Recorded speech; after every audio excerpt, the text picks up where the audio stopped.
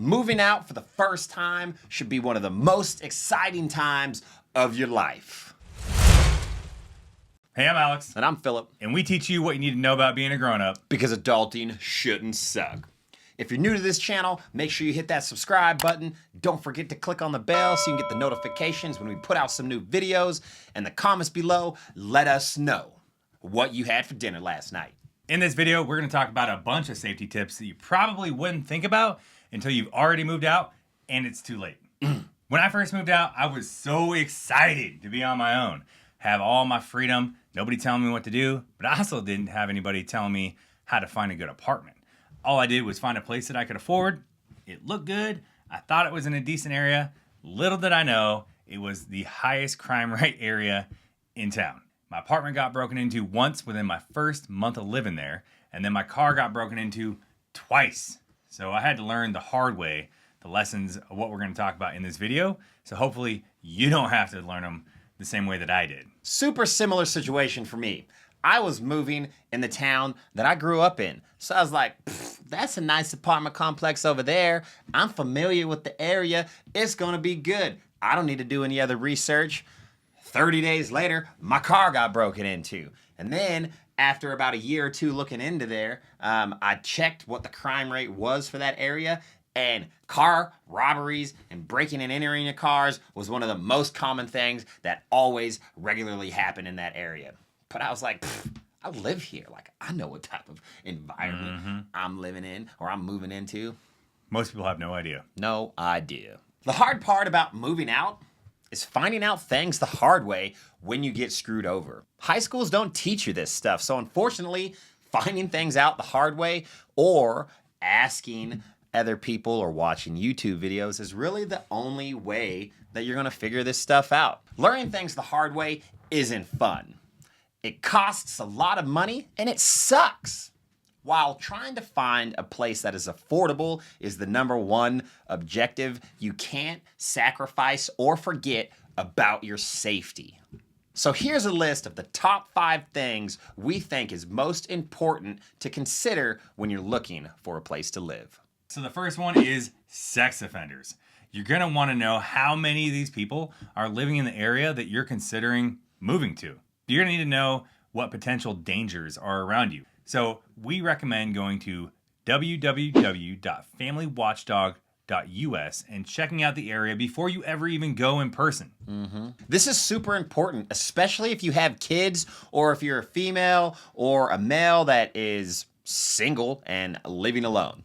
This is the stuff you want to know. Years ago, my sister-in-law was living with us and she was looking at a place to live. And she found a place that was affordable. It was super cute. It's exactly what she wanted. And then we had her go on this website and look up sex offenders.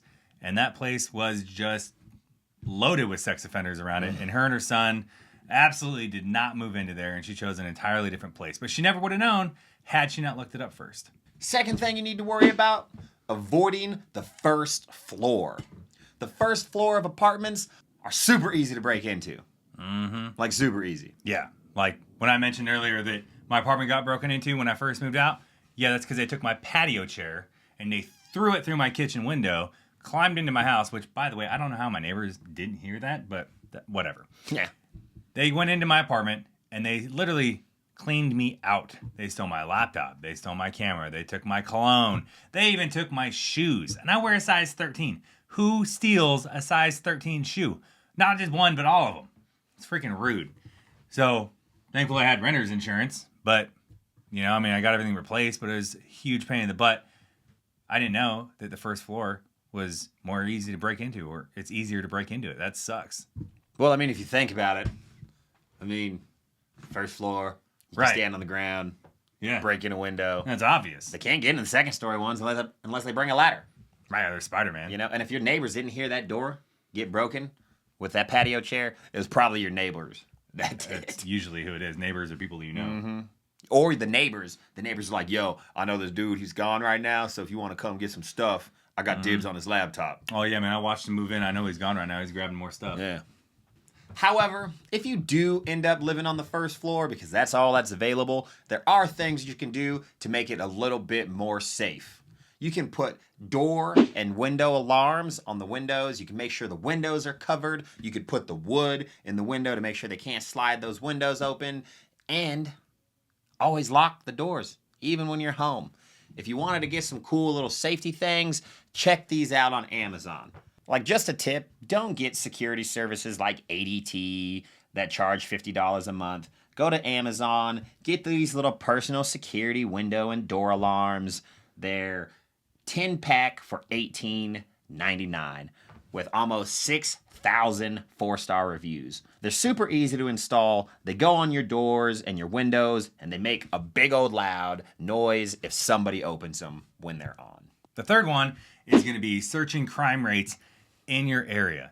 You're going to want to know how much crime or what type of crime is being committed in the area that you're going to live in.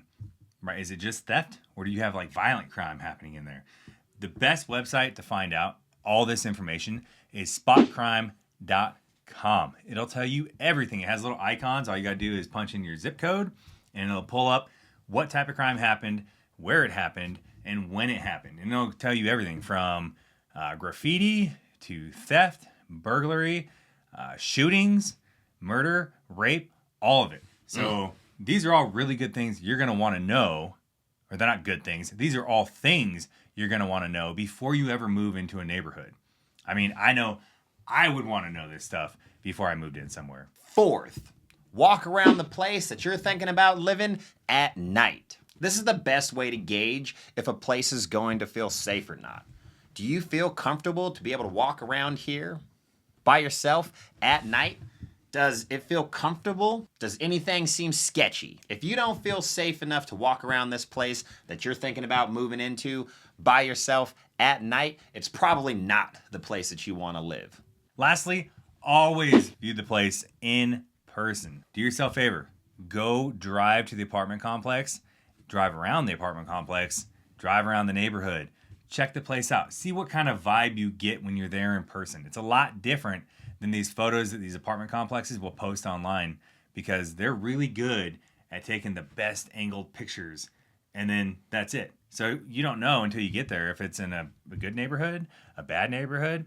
And trust me, going to Google and checking out the 360 view does not act as a substitute for seeing the place with your own eyes. If you can't view the apartment in person because you're moving to a different state or a different city that's far away, see if you have any family or friends that live in that area that can go and walk around the neighborhood for you.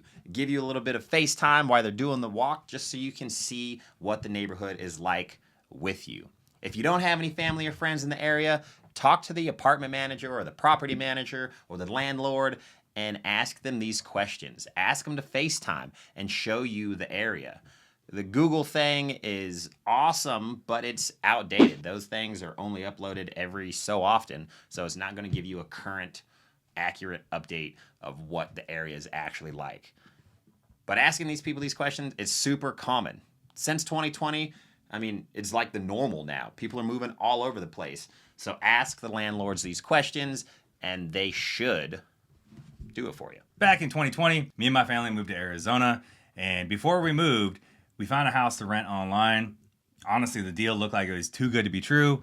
So my wife's family all lived down in Phoenix, and we sent her sister to go check it out in person to see if it was actually real or if the people were real, because it almost seemed like a scam because it was such a good deal at the time.